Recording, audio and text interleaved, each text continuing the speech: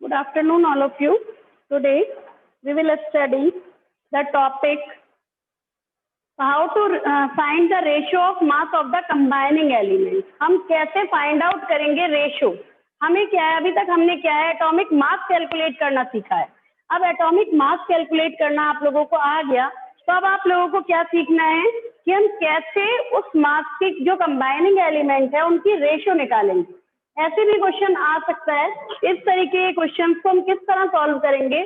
इसमें आपको मान लो हमने दिया है कैल्शियम कार्बोनेट और हमने कहा है कि जो इसमें एलिमेंट्स हैं उन एलिमेंट्स की आपस में क्या रेशियो है. वो रेशियो निकालने के लिए हम किस तरीके से करते हैं, जैसे मान लो कैल्शियम कार्बोनेट, तो आप उसको एक तो हो सकता है इस पर क्वेश्चन ये आ सकता है कि calculate the mass of calcium carbonate, कि कैल्शियम कार्बोनेट का टोटल एटॉमिक मास कैलकुलेट कीजिए, ठीक है, या मॉलिक्यूलर मास कैलकुलेट कीजिए. लेकिन एक क्वेश्चन क्या हो सकता है कि इनका रेशियो निकालिए, जो एलिमेंट्स हैं उनके बीच में क्या रेशियो है मास नंबर का. तो यहाँ हम क्या करते हैं, सबका मास नंबर अलग अलग लिखते हैं और बीच में रेशियो का साइन लगाते हैं. जैसे कैल्शियम का मास, कैल्शियम हो गया, रेशियो लगा दिया. कार्बन हो गया, रेशियो लगा दिया. 3 ऑक्सीजन है तो 3 × O लिख दिया, ठीक है. सबके बीच में क्या है, रेशियो लगा. अब कैल्शियम का मास होता है 40, कार्बन का हो गया 12 और ऑक्सीजन का 16, लेकिन 3 एटम है तो 3 की मल्टीप्लाई कर देंगे, ठीक. तो अब यहाँ पर हो गया हमारा 40:12:40. अब इसको कोई भी ऐसा नंबर, जैसे आप वो निकालते हैं एलसीएम करते हैं, एचसीएफ करते हैं, तो उसमें क्या करते हैं, आप ऐसा नंबर से डिवाइड कर देते हैं जिससे तीनों डिवाइड हो जाए, यानी इसको सिंपलेस्ट फॉर्म में कर दिया.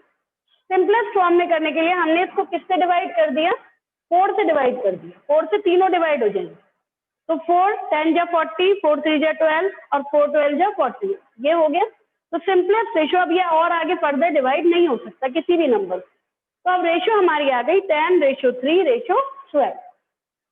तो ये इसके एलिमेंट के मास नंबर की रेशियो है. तो इस तरीके से रेशियो के भी क्वेश्चन आ जाते हैं.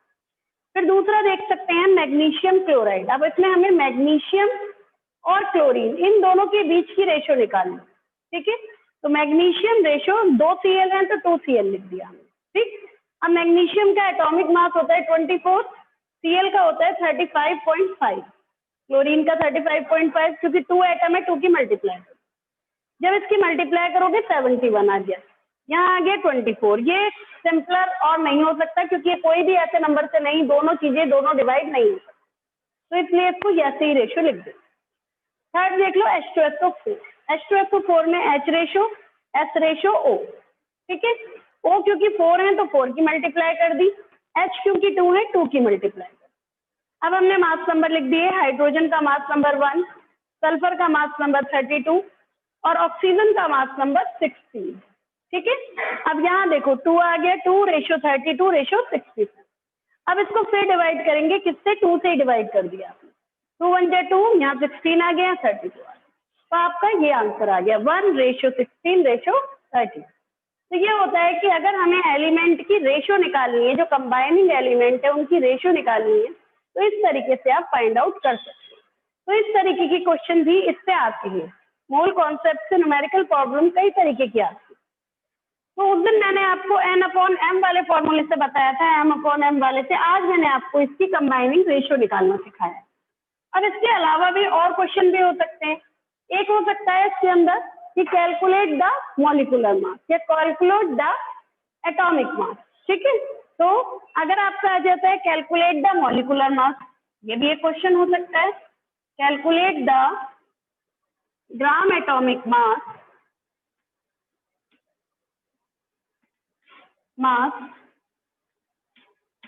ठीक है.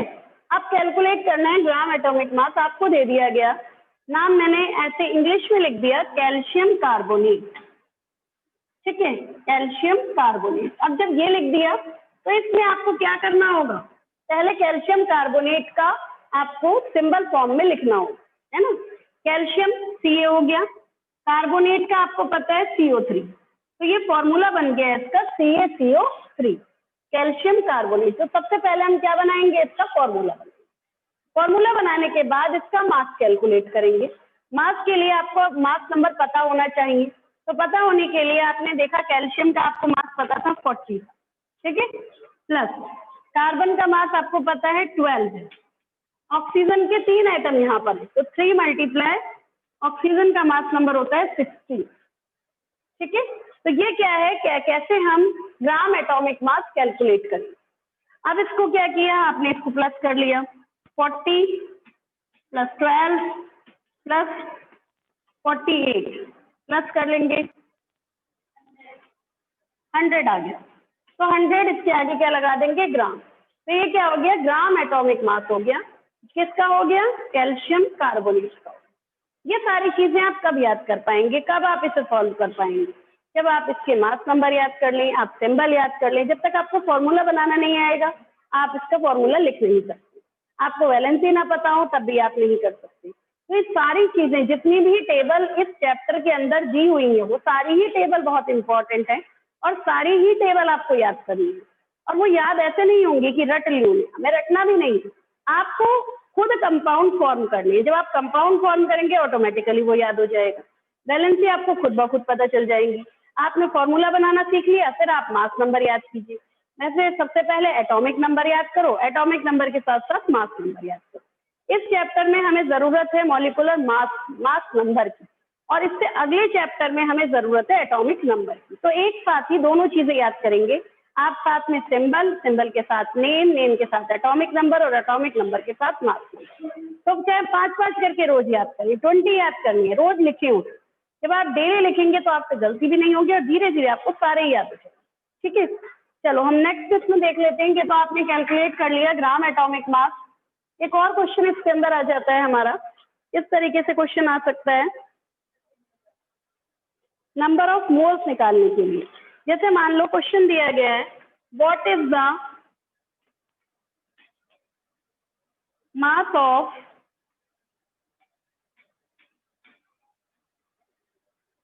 Each one. फर्स्ट क्वेश्चन इसमें दिया है 1 मोल ऑफ वाटर। क्वेश्चन आपका ये है, ठीक है, इसमें कुछ कंफ्यूज होने की जरूरत नहीं है। इस तरीके से क्वेश्चन लिखकर आया, क्वेश्चन में लिखा गया है कि आप इसमें कैलकुलेट कीजिए 1 मोल ऑफ ग्लूकोज भी लिखा हुआ है। दूसरा क्वेश्चन है इसमें 1 मोल ऑफ ग्लूकोज। दो क्वेश्चन मैंने आपको दिए, पहला कह रहा है कि इसमें आपको मास निकालना है किसका, 1 मोल ऑफ वाटर का या 1 मोल ऑफ ग्लूकोज। तो जो भी अगर 1 मोल आपसे पूछा गया है तो 1 मोल का मतलब ये है कि आपको उसका ग्राम एटॉमिक मास ही निकालना है, मॉलिक्यूलर मास ही कैलकुलेट करना है। उसमें ये मत सोचें कि यहाँ पर तो खाली मास ही दिया है तो हम कंफ्यूज हो जाते हैं, तो कंफ्यूजन नहीं है इसके अंदर कोई भी। अगर 1 मोल दिया है तो आपको इसका मॉलिक्यूलर मास ही कैलकुलेट करना है। अब यहाँ भी नाम नहीं दिया, हमने नेम दे दिया वाटर। अब वाटर का आपको पता होना चाहिए कि वाटर का फॉर्मूला होता है H2। ग्लूकोज है, ग्लूकोज का फॉर्मूला भी पता होना चाहिए, क्या है, C6H12O6। ये बेटा जनरल है, जब हम यूज करेंगे धीरे धीरे हमें याद हो जाता है। तो ये हो गया ग्लूकोज का फॉर्मूला और ये हो गया हमारा वाटर का फॉर्मूला। अब हमें इसका क्या कैलकुलेट करना है, मॉलिक्यूलर मास कैलकुलेट करना है। मॉलिक्यूलर मास कैलकुलेट करने का मतलब ही यहाँ पर मास है। 1 मोल का मतलब क्या है, हमें 1 मोल का मतलब मॉलिक्यूलर मास ही निकालना है। या हम ये भी कह सकते हैं कि अगर 18 ग्राम वाटर है, H2O है, तो इसमें कितने मोल होंगे। तो अगर इसका मॉलिक्यूलर मास 18 है, इसका मॉलिक्यूलर मास 18 ही है और आपसे कहा गया कि 18 ग्राम वाटर में वाटर के कितने मोल होंगे, तो 1 मोल। ठीक है, ये क्वेश्चन उल्टा भी हो सकता है, तो वहां कंफ्यूजन ये आता है 1 मोल कैसे होगा। तो सिंपल सा फॉर्मूला है, आपको पता है, आपको नंबर ऑफ मोल्स का फॉर्मूला पता है, गिवन मास अपॉन मॉलिक्यूलर मास, है ना। गिवन मास आपको दे दिया 18, मॉलिक्यूलर मास आपने वाटर का कैलकुलेट किया, H2O का कैलकुलेट कर लेते हैं। देखो H2O हाइड्रोजन होता है, atomic mass 1, 2 multiply 1 plus 16 is equal to हो गया 18 ग्राम। तो इसका जो मॉलिक्यूलर मास आ गया 18 आ, ठीक। तो यानी जो कैपिटल M है वो भी 18 है, गिवन वाला है वो भी 18 है, तो क्या आ जाएगा 1 मोल। आंसर आ गया आपका 1 मोल।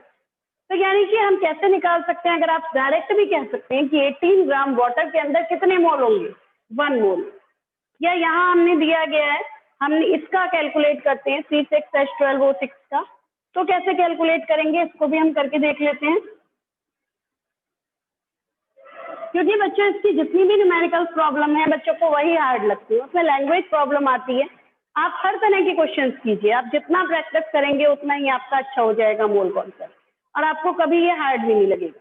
सिर्फ एक बार आपको अब प्रैक्टिस करनी है, ठीक है।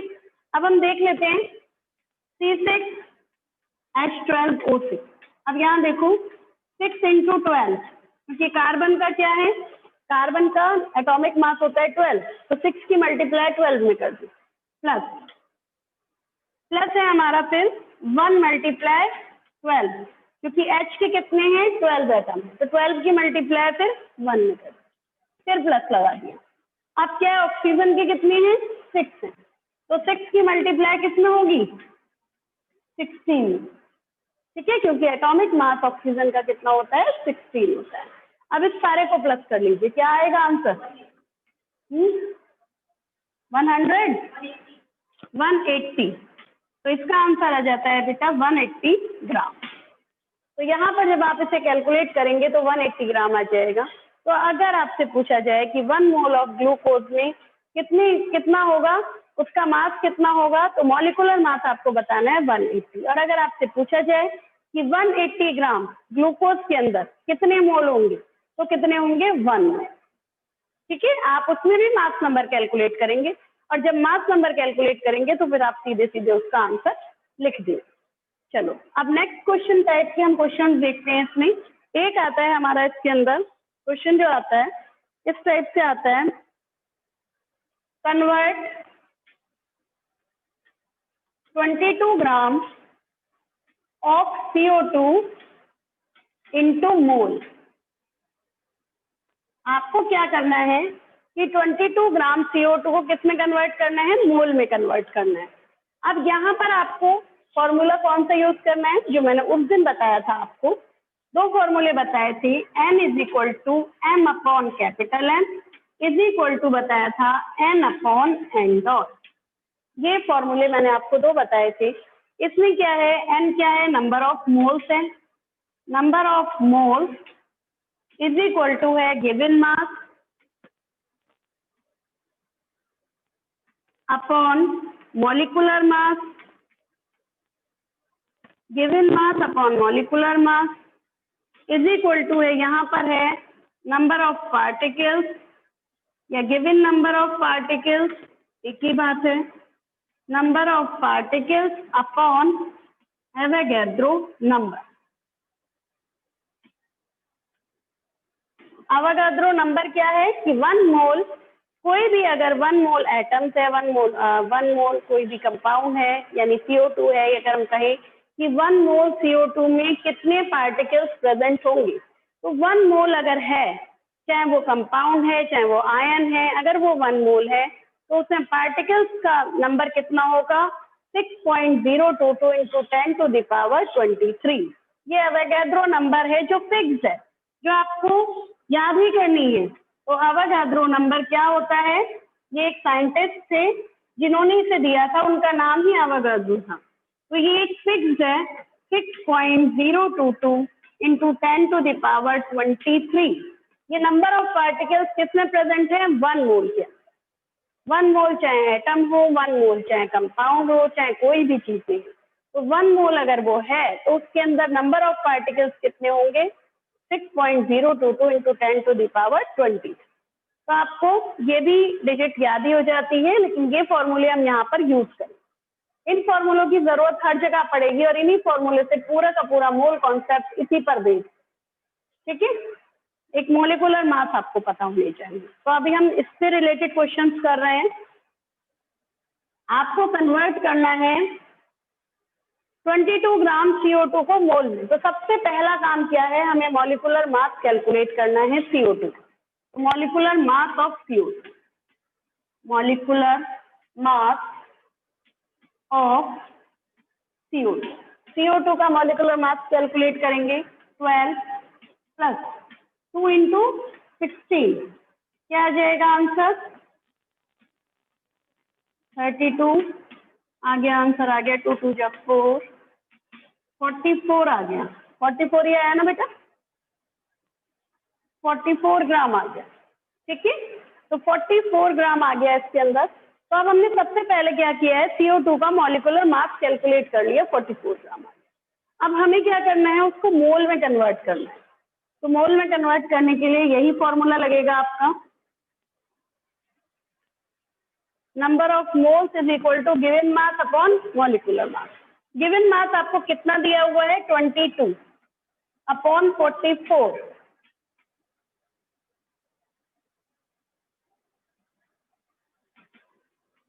1/2 आ गया, डिवाइड करेंगे 0.5 मोल आंसर आ जाए, 0.5 मोल आंसर आ जाए।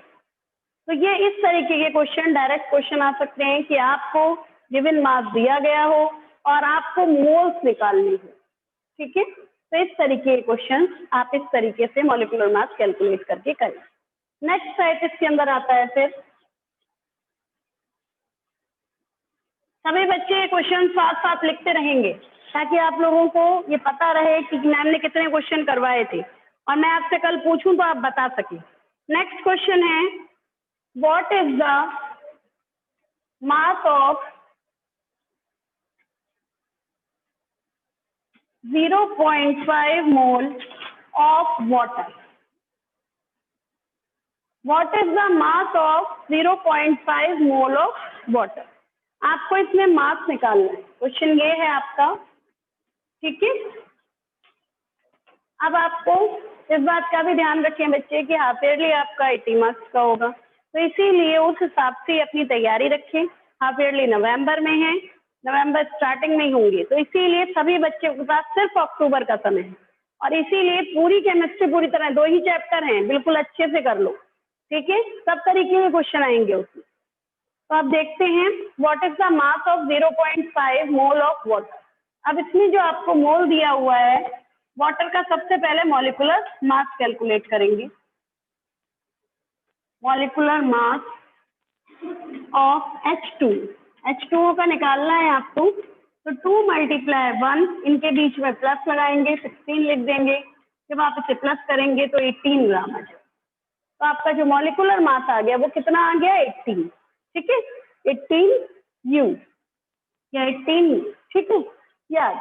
अब आपको क्या करना है, इसका क्या निकालना है, मास निकालना है। फॉर्मूला आपका था M = M/M। ठीक है, अब आपको ये निकालना है। अगर ये निकालना है तो किस तरह निकालेंगे, नंबर ऑफ मोल्स हो गए 0.5, ये आपको निकालना है। गिवन मास 18 हो गया, यहाँ पर 18 हो गया, तो M = आ गया आपका 0.5 × 18 = आ गया 9 आंसर आ रहा है ना इसका, 9 ग्राम। तो गिवन मास कितना आ गया हमारा, 9 ग्राम। अब नेक्स्ट एक और प्रॉब्लम ले लेते हैं, फिर आपकी प्रॉब्लम सुनूंगी। देखो बच्चों, नेक्स्ट इसके अंदर है, एक और क्वेश्चन ले लेते हैं। ये क्वेश्चन है, what is number of molecules in 0.25 m of O2। ये दिया है क्वेश्चन मैंने।